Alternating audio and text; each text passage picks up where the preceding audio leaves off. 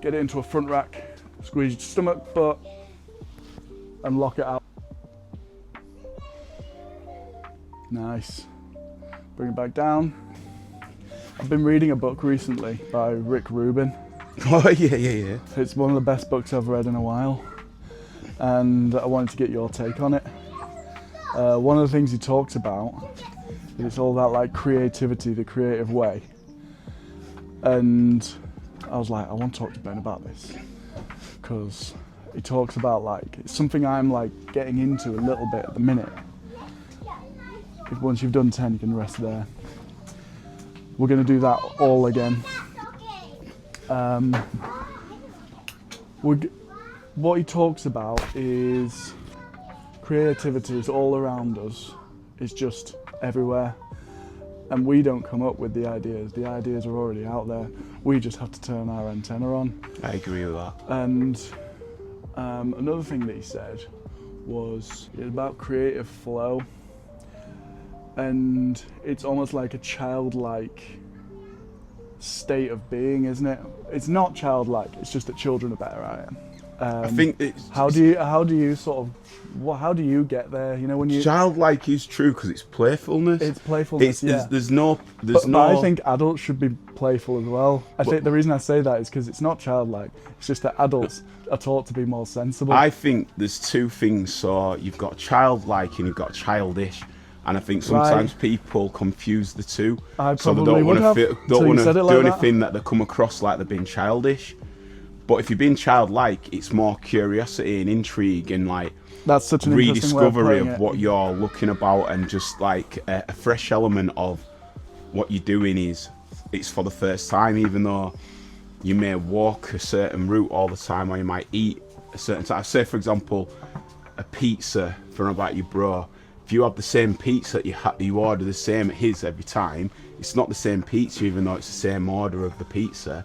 So if you're enjoying that experience as a brand new experience every time, you're going to get more out of it than just thinking you're eating the same thing every time. Right. And it's understanding that every opportunity, every moment, for me, this I view it, is brand new.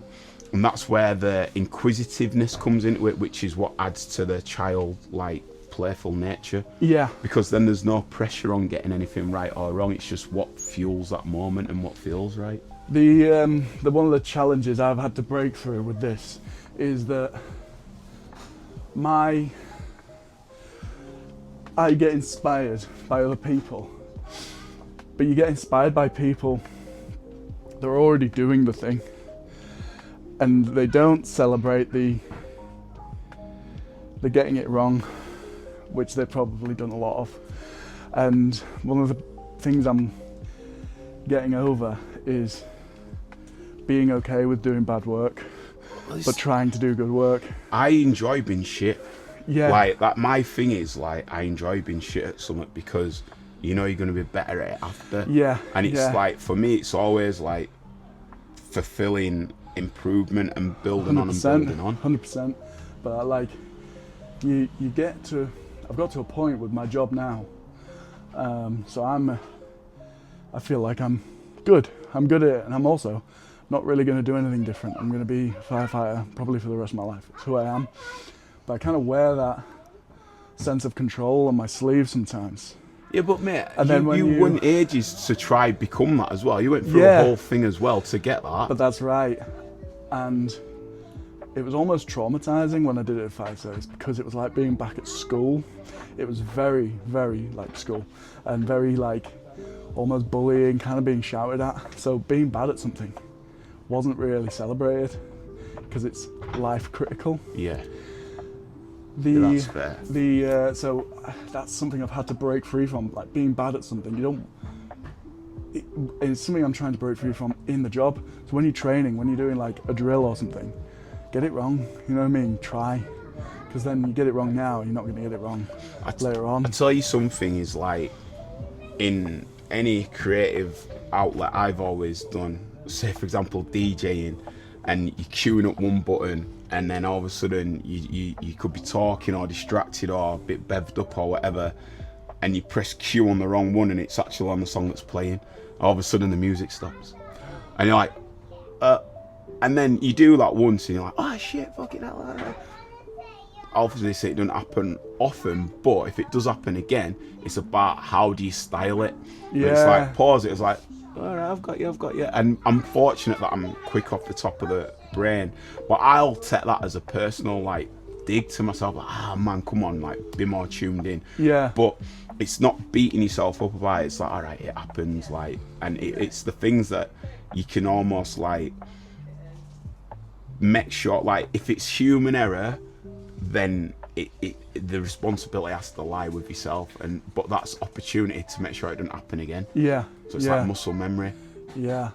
I think in terms of, I know what you mean about like styling out and being okay. I think it's being okay with being shit is such a, I think for the longest time I would have associated it with being like a negative thing, but it's not a negative thing at all to be shit at something. It's more about your attitude about it, isn't it? For me, if we're on about creativity, it's all about taste. That's all we have really, is taste and ideas and things that we vibe to. So like as a nucleus of what we enjoy, it's all down to taste, be it cuisine, culture, music, trips, holiday, work, whatever it may be. How someone talks to you, why you get on with someone, in jokes, you know, like these sort of things. It's what ticks and like flickers your taste and like stimulates you, and that's why you click with people. And if you can understand what your taste is, I do as a creative, is I make what my taste is. So I'm not making things for other people. Now that sounds quite selfish, but at the same time, it's a paradox. It's selfish but selfful, because clearly I'm making it for other people. Selfful. I want people to come to my shows. I want people to. Is that a word you just made up? Selfful? No, selfful. That's really good. So like, I'm going to see Block Party tonight, and I was on the train early and I was just buzzing. I was just like, the beautiful day, looking out of the window, headphones on, just buzzing to see Silent Alarm in its fullest. And I'm just like, knowing that I'm enjoying it, but then also a part of me now that's like, can you imagine when someone is buzzing to your tunes on a train on their way, looking forward to see you like that, and it's like, wow. And it's like, I'm creating stuff that is for my taste that people can attain to. Because if you try and make what other people like, you don't know what they like, and they can surprise you. People can surprise you. So if you're just making stuff for the sake of it and people don't like it, then you've failed. And I think that's the failure that I don't understand. If you're doing something that you love and you quote unquote fail, if no one comes to my shows, if I don't get to play at Glastonbury or all these aspirations that I have, from a goal setting point, that would be classed as failure. But from a creative expressive point, it'll be success, because I've created what I've wanted to create. That's it. And I believe the energy and the earnest authenticity in what I'm creating is felt. And I think that's what it is. It's what's felt, what's my taste, and then can people then subscribe and be involved in the world I'm creating to that authentic taste that's out there. And that to me is what a creative is. It's like channeling what you want to create, because the maddest thing about it is like, it's all ideas, and not like, I've got songs that I've written in 2021 no one's heard of but me and maybe my producer. Like, some of them are just voice notes at the minute until I've got them to him, and I'm listening to it and I'm visualizing like the hooks, the melodies behind it, the beats, the reference tracks to create it, the way that I'd perform it, different moments that I would get the crowd involved, or where it's going to fit on this EP, what content can go with it. Like, there's so much that behind the scenes that's going on in here. It is actually crazy, but it's the joy of seeing that idea, then seeing it into fruition, and that's enough. Yeah. Then the added bonus is, wow, people are vibing with that. That is sick, because I felt something about it. Now they're feeling something about it, and now they're taking it into their world.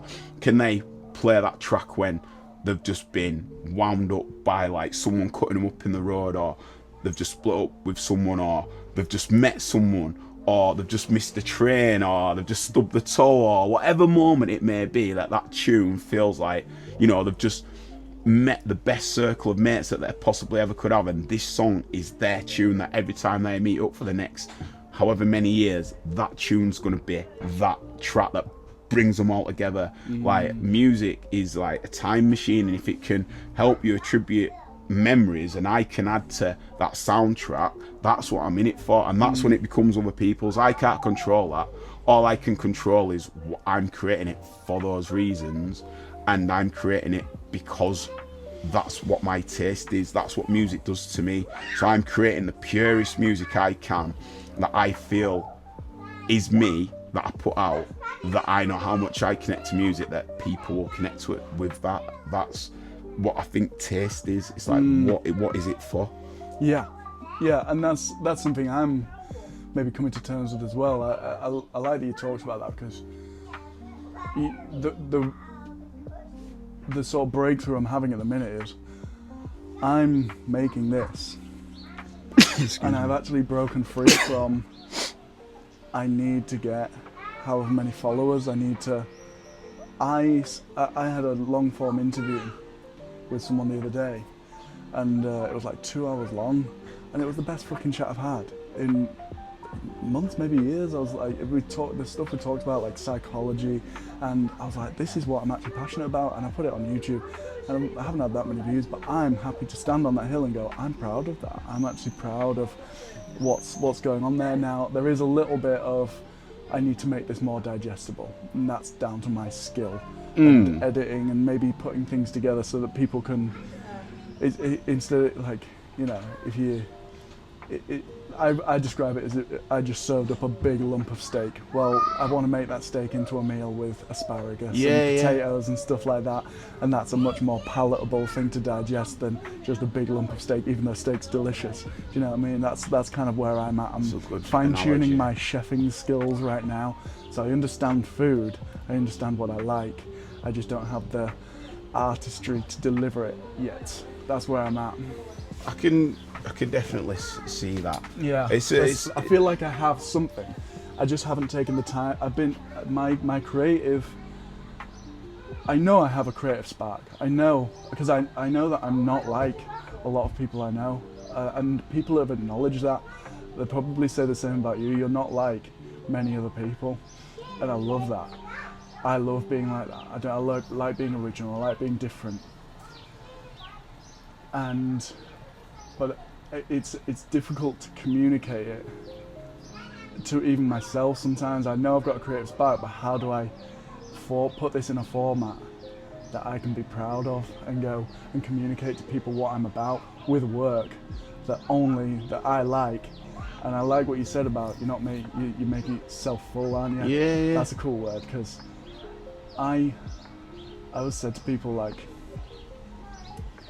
people sometimes need to be told what they like, and that's what creative's about. True. Do you know what I mean? I think sometimes you can create something, or like, so you've got both sides. You've got the creative and you've got the consumer, and there's certain things that you can hear that hit you in a way that you didn't even know you needed it until it hits you, and then you're like, wow, like, that's just explains so much that I've just been trying to go through. And just like, that's the power in it of what someone's created. You don't know what you're looking for until it hits you and it finds you. So and it's kind of like that's almost like what we were talking about earlier about ideas floating around. Other people's ideas are floating around for your antenna to pick up. It's not like this has been made for you. It's not your music. It doesn't belong to anyone. I suppose it's a filter. I suppose it's like, you know, if we're on about cuisines, it's like a palate, a sensibility to a palate. I remember, like, someone telling me about LCD sound system, and I wasn't ready for him, and I just like, nah. Like, and then I remember being in Mojo in Leeds City Centre a few years after, and a track there is called Dance Yourself Clean were playing. I didn't know who it was, and I'm talking, but this beat's subtly got me. If you know the tune, it just builds and builds, and then this drop came, and I was like, what the what is that? Yeah. And it's LCD sound system, Dance of Clowns. Like, what? No way! Like, I was like, what have I been missing out on? Yeah. Just like And it bodied might have been everything that I could have How been did on. you listen to them before? Did you listen? Did you listen to them in a headphone and then listen to them? No, the in a best track? example I can give to this, I was chatting with a mate about this, is Kings of Leon. Like, I wasn't a fan of him, then I was a fan of him, and now I'm just a bit meh on him.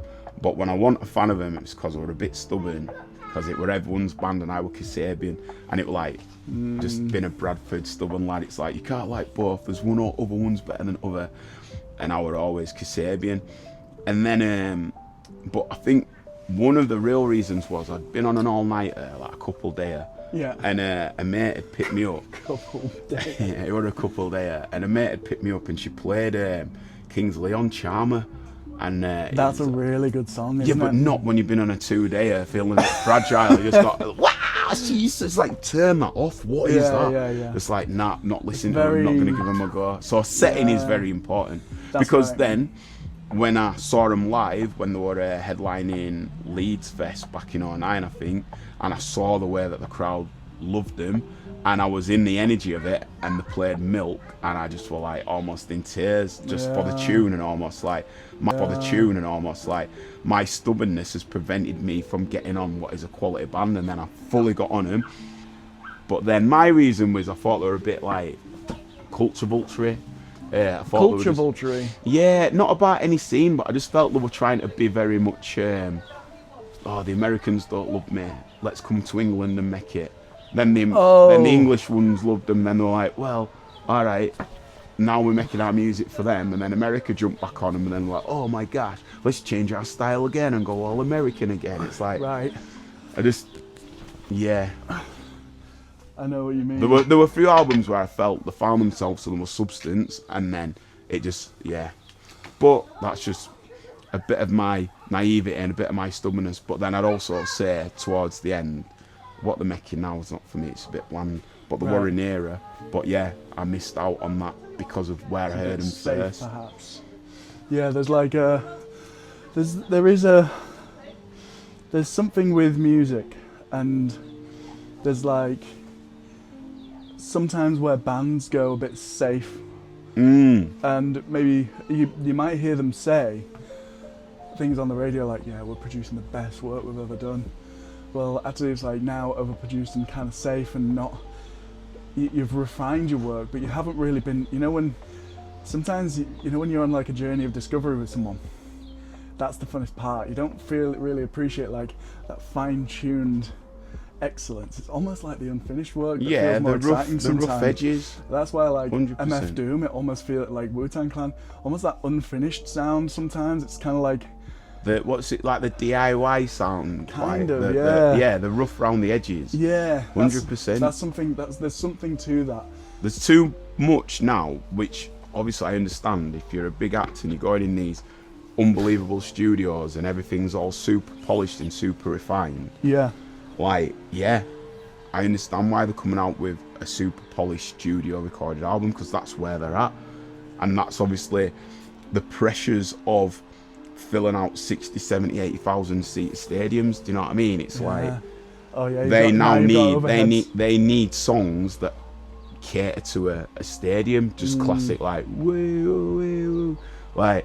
But some bands nail it. I think Falls have grown and they've kept the sound. Jungle, they're on the way and they've kept the sound. Like Fontaines are delving real into the sound. I think there's ways of doing it, and I just think there's, again, I suppose, what is it that bands are out in it for? Because I could say that and name them, but then I could put Arctic Monkeys into that category, and for me, where they've changed, I'm not enjoying their recent stuff, but I respect they're doing what fulfills them, because they're doing what a creative should, which is delving into the areas that you should as a creative. You shouldn't always play it safe. You need to push the parameters because you're a creative. Yep, absolutely. Yeah.